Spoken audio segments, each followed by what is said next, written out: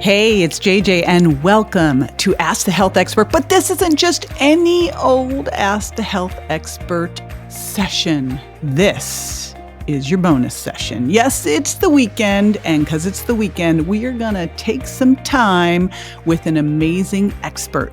So be on the lookout for these Saturday Ask the Health Expert bonus sessions where we're going to go deep into an amazing subject with an incredible expert to give you actionable items that you can put into your life. All right, we are going to be unpacking fasting today with one of my very best friends on the planet. In fact, such a best friend that he walked my mom down the aisle at my wedding. I am talking about Dave Asprey, the founder and chairman of Bulletproof 360. You know Bulletproof. It's the amazing high-performance coffee and food company. He's also, of course, the creator of Bulletproof Coffee. And I'll tell you, I love Bulletproof Coffee when Dave makes it for me. I'm spoiled. He's a 3 times New York Times bestselling author. Actually, I think that is now wrong. I think he's now hit 4 times with his new book, Fast This Way. Of course, you know the Bulletproof Diet. That's the book I wrote the foreword to. And he has got the incredible Bulletproof Radio, super great podcast you will want to be tuned into. You've probably seen him on the Today Show, Dr. Oz, Fox, CNN, Nightline, and all over the place. He's known as the father of biohacking. And he also puts on an incredible conference every year called Upgrade Labs. Yep, I've got Dave with me today. You're going to love this interview. And here's what else you're going to love. You are going to be able to do his Fast This Way challenge for free by going to jjvirgin.com/Fast This Way. And you'll also want to grab his book, Fast This Way, to help you through the process. Okay, I will be right back with my buddy Dave. Stay with me.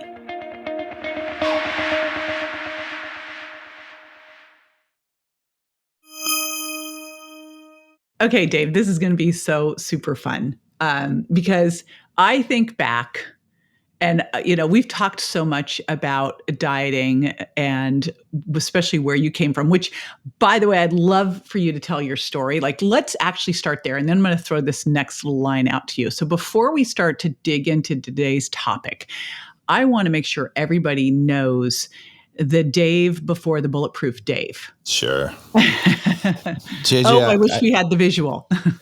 I can find an old fat picture, but I used to weigh 300 pounds. And before I turned 30, I had most of the diseases we think we get after 60. I had high risk of stroke and heart attack. I had arthritis since I was 14. I had cognitive dysfunction, prediabetes, and chronic fatigue syndrome. So I was not in a good place, but my career was taking off. I was faking it a lot of the time because I couldn't remember anything, but no one noticed, fortunately. And I decided I'd work out the way you're supposed to, an hour and a half a day, 6 days a week, go on a low fat, low calorie diet, and I'd have to lose weight. And after 18 months of that, I looked in the mirror and sure, I had some muscle under my fat. I still had a 46-inch waist and I still weighed 300 pounds.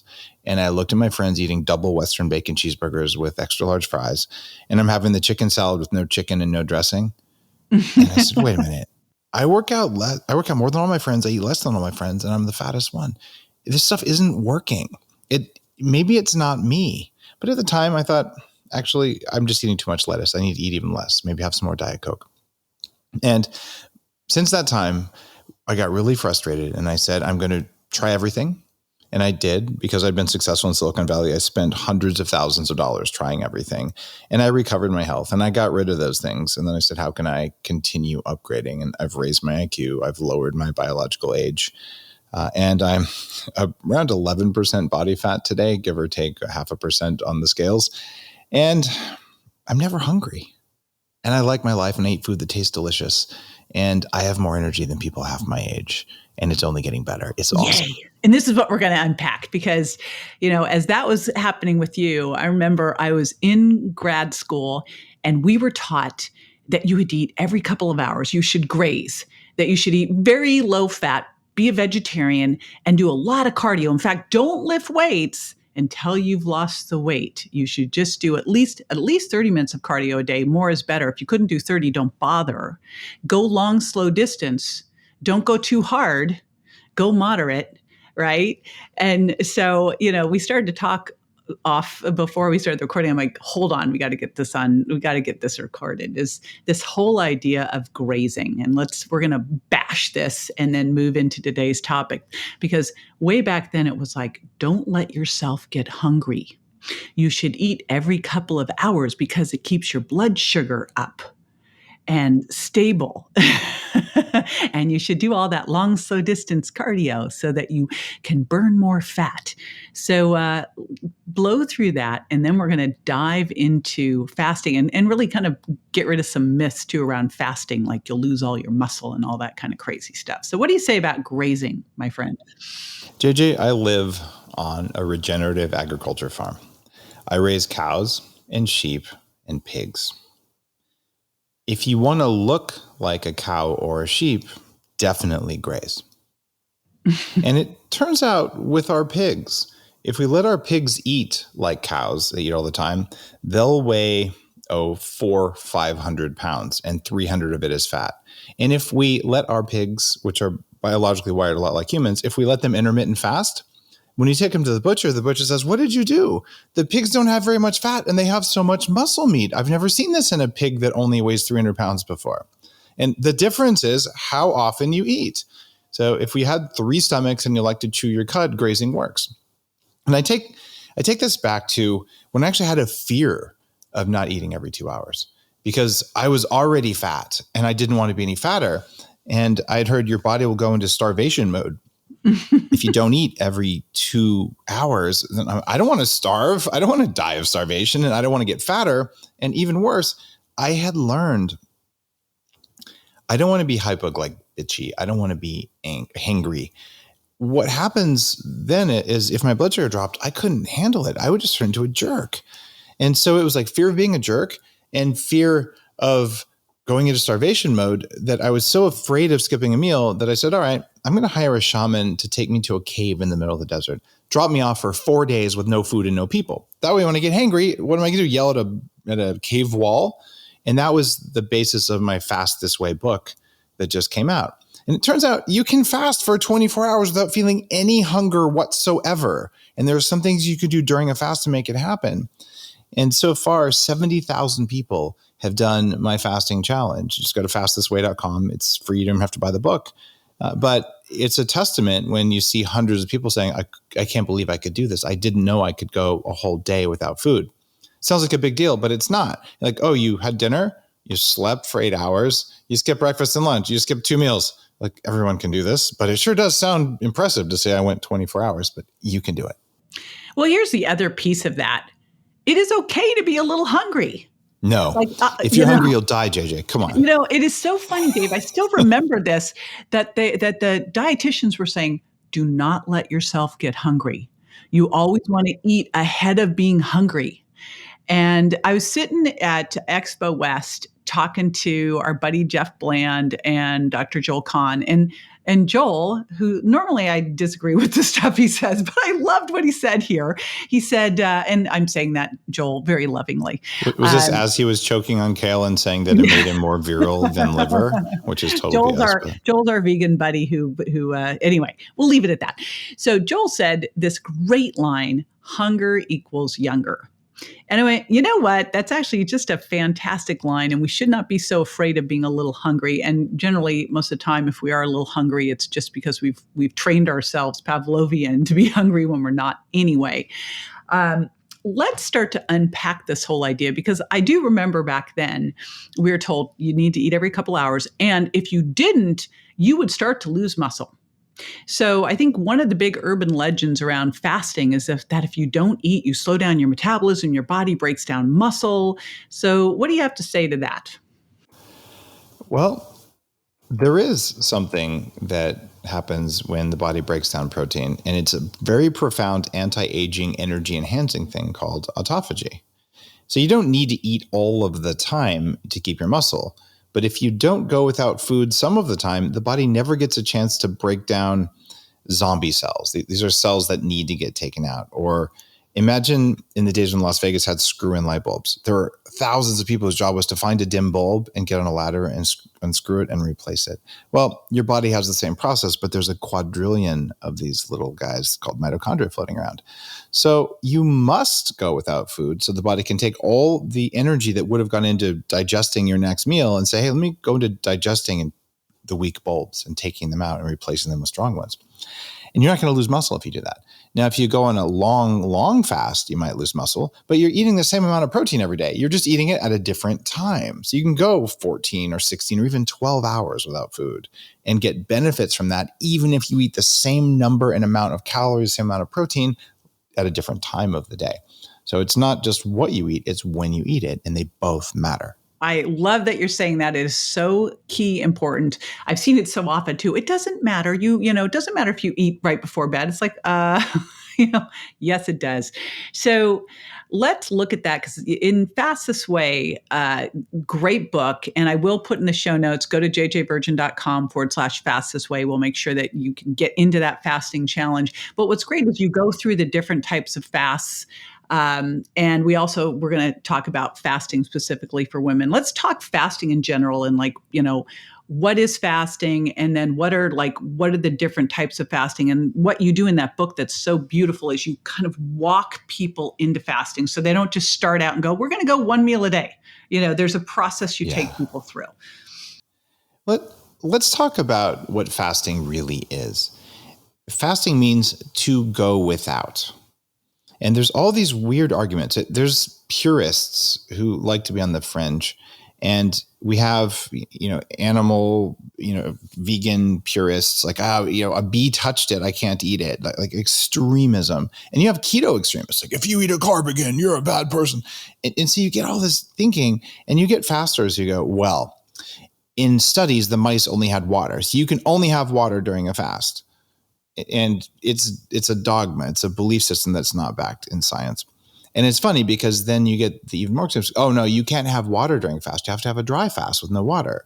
And then the next step beyond that is you can't have air during a fast either. Right? So it's absurd. That's a very special fast called a dead fast, right? Exactly right. The suffocation fast. It's all the rage. So what you end up getting with is you say, okay, what am I going to go without to get what benefits over what period of time?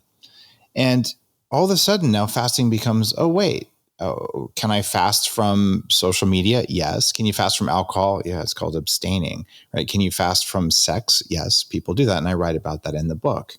And it can be intermittently or for longer periods, the same as it could be with food, right? So now that you've said, I'm going to teach my body to feel safe going without, what is the right length of fast?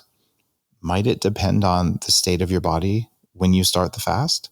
If you're like I used to be with 100 pounds of extra fat and inflammation hanging on you, probably starting with a 3-day fast isn't going to work very well. So maybe I should have started, if I'd have known about it back then, with a 12 or a 14-hour fast and worked my way up.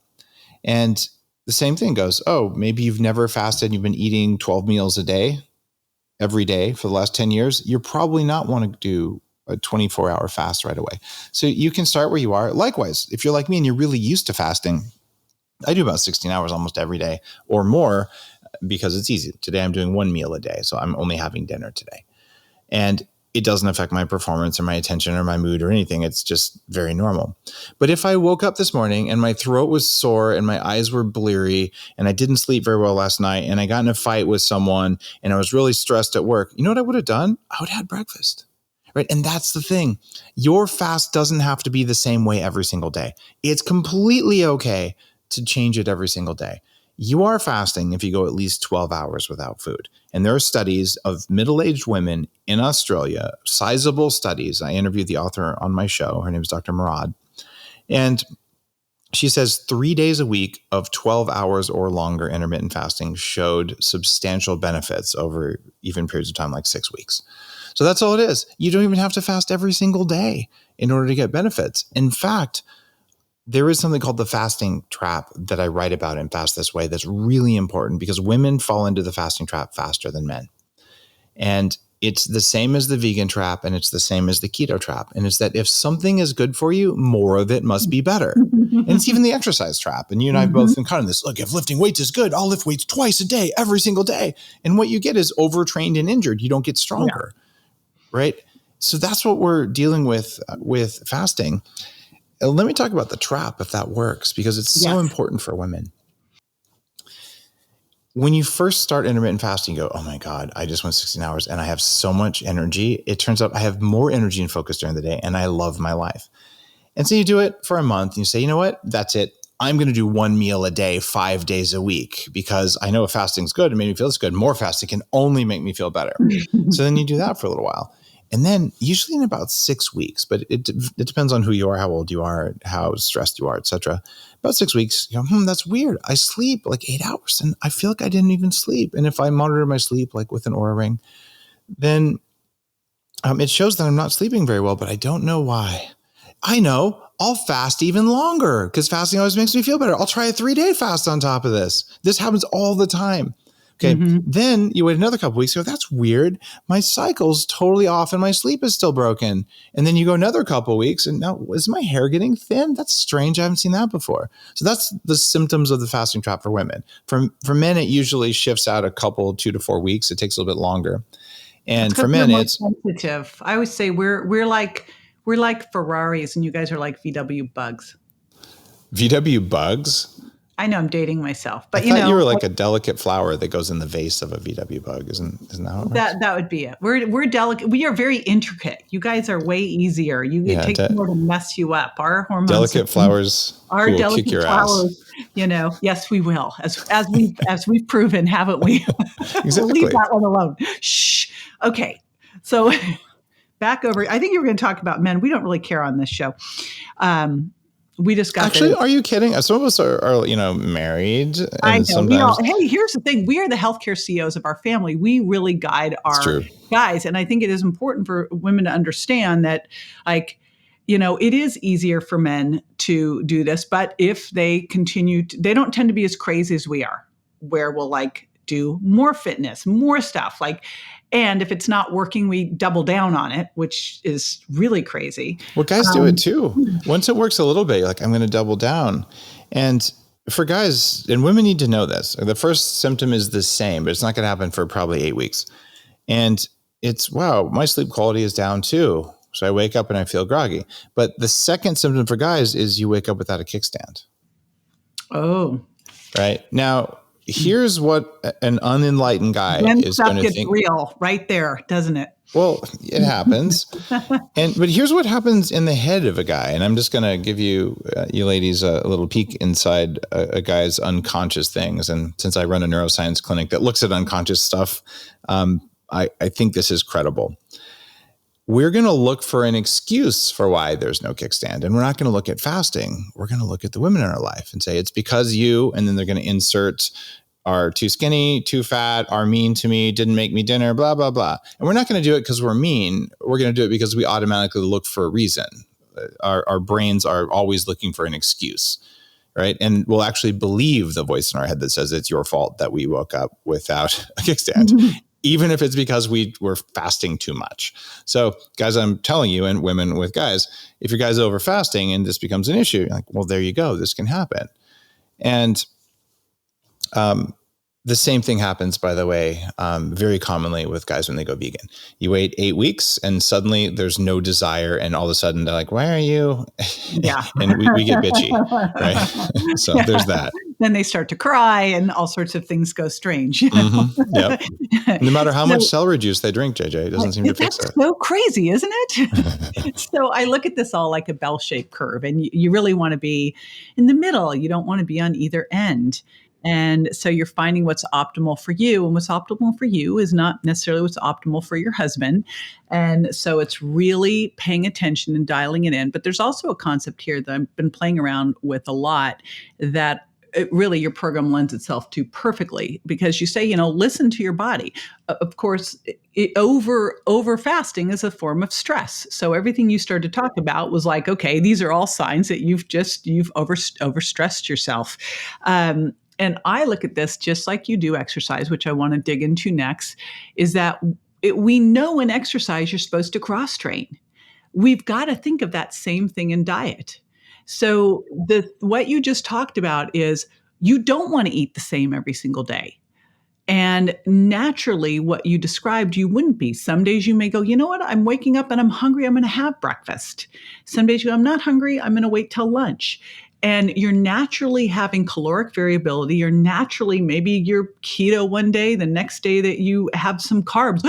And that's good because your body should be a hybrid and be able to shift from ketones to fats to carbs and be able to be that metabolically flexible. So that is what's so key in this plan, is that it's not some rigid, hardcore plan that doesn't give people that variability, that unique personality that they have, so it fits within their life, right? And allows them that flexibility that will also create the metabolic flexibility that we need to have. It's so important to have metabolic flexibility where your body, and I don't mean you consciously, I mean your body feels safe with an empty stomach, feels safe with fat, it feels safe with carbs, and it doesn't get a stress response. It knows what to do with them, right? Yeah. It doesn't go, what is this carb? You have not eaten one of these for years. What is this? What do I do? In fact, we know that people don't eat any carbs in addition to probably getting cranky over time and having poor gut bacteria health. They don't get mochi made by their friends.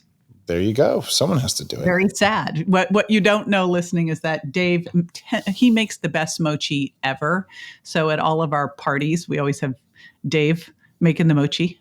And mochi is a pounded rice thing from Japan for people who haven't heard of it. The stuff that's wrapped around ice cream. Goes very well with Bulletproof Coffee.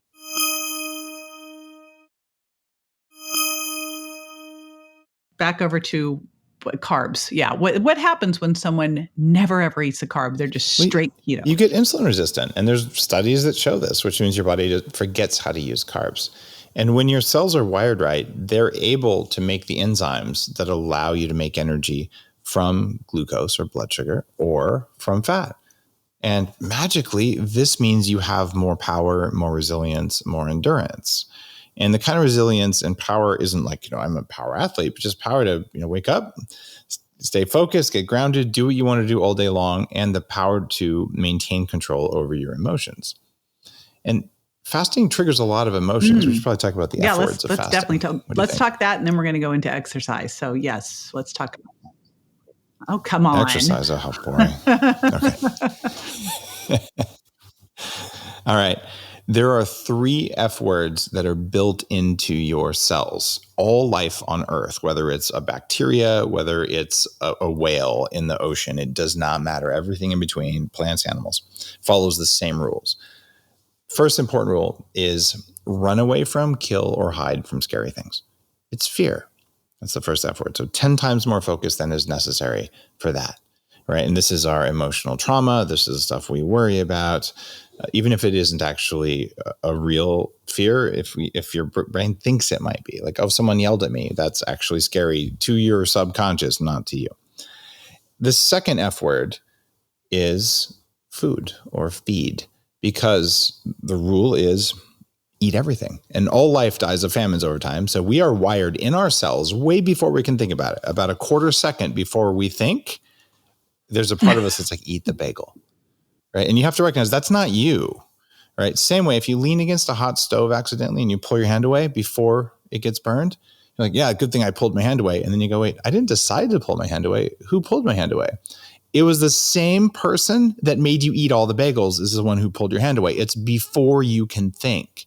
And it takes a lot of extra energy to catch that desire and then hold back on it. And that's called willpower. So when you get the voice that says, eat the bagel, and then you have the power and the resilience and the energy to say no, okay, that is something that's necessary. But if you can't make energy because your body doesn't have resilience and flexibility metabolically, then you're not going to be able to say no to the bagel. And it becomes really a problem.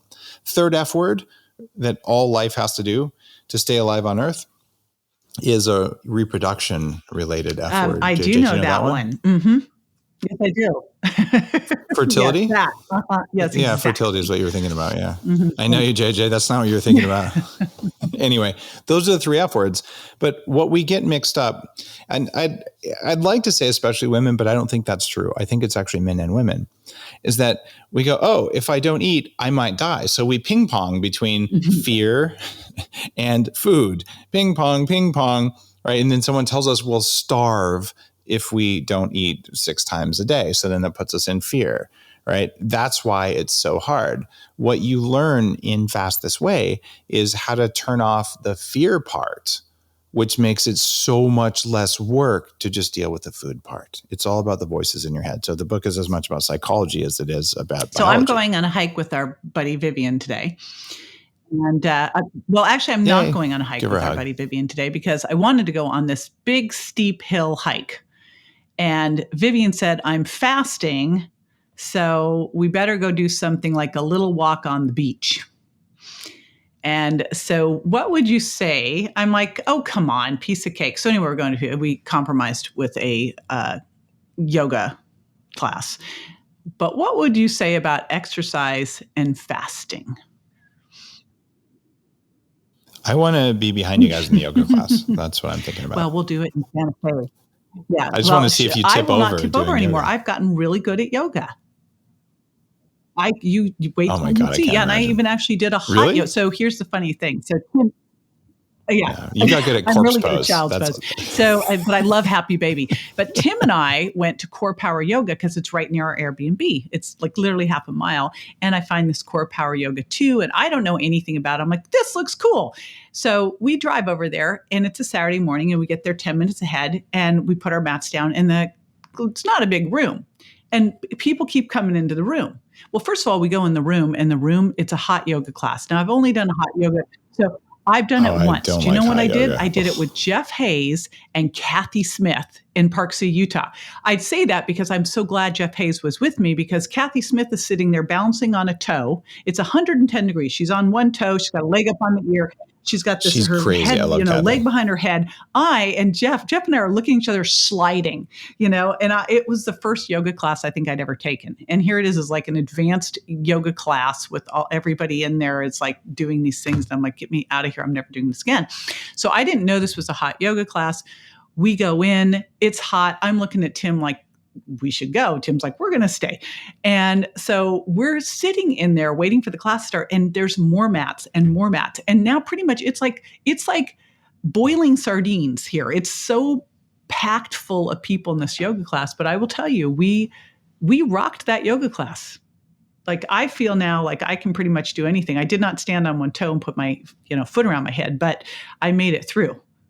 And I didn't have to run out. Well, man, I have a lot of concerns about hot yoga. Mostly there's air quality and a lot of the studios get moldy. Right? Because it's so humid. You're now breathing in everybody's stuff. So we're not going to a hot yoga class today. Vivian was like, I want to go back to another one. I'm like, yeah, no, I did that. I can cross that off the list. I know better now. Anyway.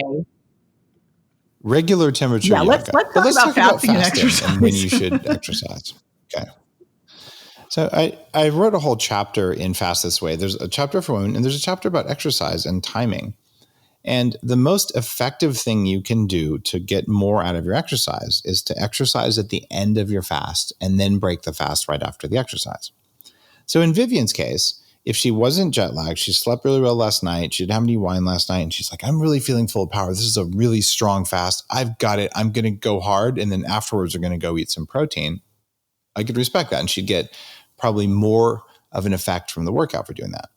But if she's saying, you know what, we just traveled, it's really hot, I'm just not feeling super energetic today, that's probably not a day to push yourself really hard during a fast. So it's okay during a working fast, and that's what she's doing. And in the book, I differentiate. There's spiritual fasts, 1 day, 2 day, 3 days, journaling, resting, relaxing, recovering, going deeper, taking all the energy of the body that would be looking for food instead of looking for knowledge and wisdom about your body and yourself. Okay, that's cool. But if you're trying to do that, you probably shouldn't also be doing CrossFit.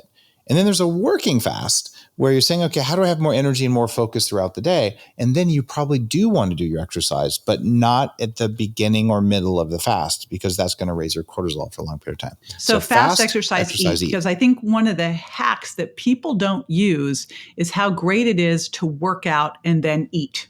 So talk about what happens when you do a workout and then you have your meal.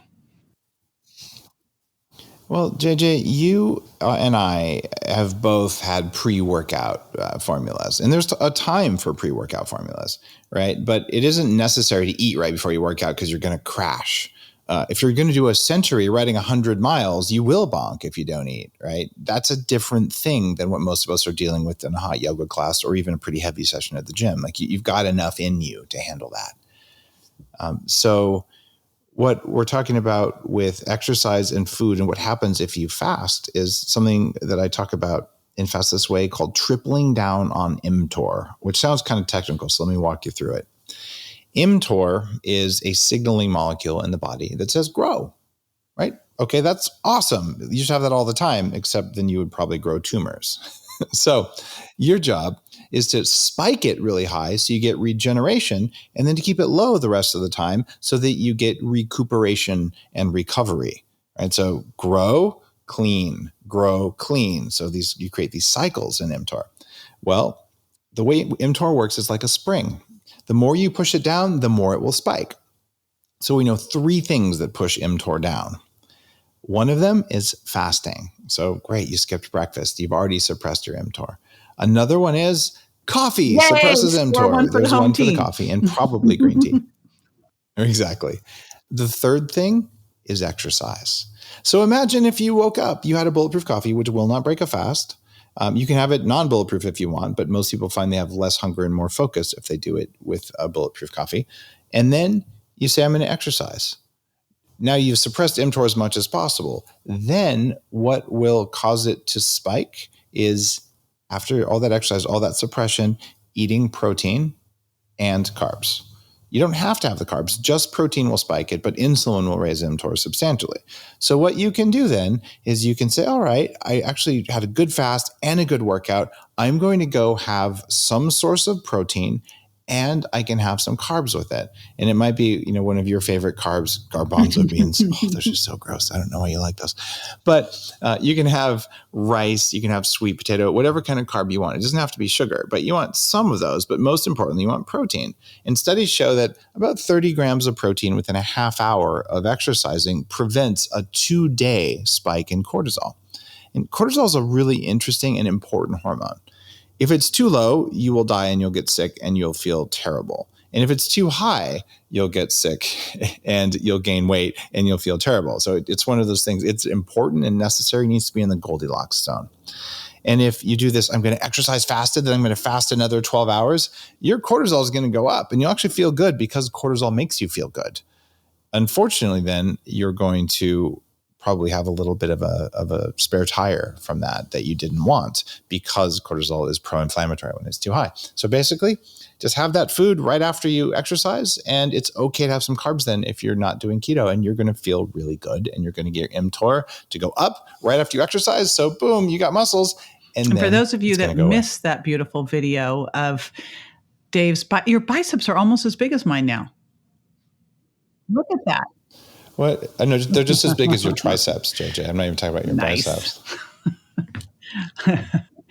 All right. So you've got your Fast This Way challenge. And I know you've had like 50, 100,000 people go through this Fast This Way challenge. 70,000 and counting now. Yahoo! So let's get some more in there. So jjvirgin.com/fast this way. Jump in there. And again, I love the way you lead people through this. So I watched that and I'm like, this is just fantastic. It's so good that you step people in, you meet people where they are and help them so that wherever you are coming into this, you will have success. Because again, you start in this, the wrong way, you get hungry, you get angry, and you spin out. That won't happen here. You're going to go, wow, I can do this. So a fantastic job on the book and really explaining things, making something that has a lot of misinformation and urban legends and myths around it, dispelling those, explaining it in easy to understand science, then giving people a very actionable blueprint. So again, that is Fast This Way. And you can join the challenge for free, jjvirgin.com/fast this way. And Dave, I love you so much. Thank you so much for being here and being such a great friend forever. Oh, thanks, JJ. I love you right back. And thank you for your work in the world and for sharing knowledge and also just making it accessible. I am still traumatized that I spent so much time tired and fat and miserable and doing things that didn't work. I had the willpower, I had the desire, and I just didn't have the knowledge. And you have been such a wealth of knowledge for so many people. And heck, I wouldn't have become a 4 times New York Times bestselling author without you helping me. So I am forever in your debt. Anything I can do to help you, I'm there. Thank you, my friend. All right, so there you have it. Every myth about fasting busted. Plus, you learned a little bit about some of the things Dave and I have been up to over the years. We've been hanging out for, over a decade now. So I want to remind you to jump into that challenge. It is fantastic. You can get it at jjvirgin.com/fast this way for free. And he really does a beautiful job of meeting you where you are and helping you walk through and get fasting into your life without going through any pain to do it. And also, if you've not yet subscribed to JJ, yep, that's it. Subscribe to jj.com. It's as simple as that to subscribe to this podcast so you never miss an awesome episode. See you next time.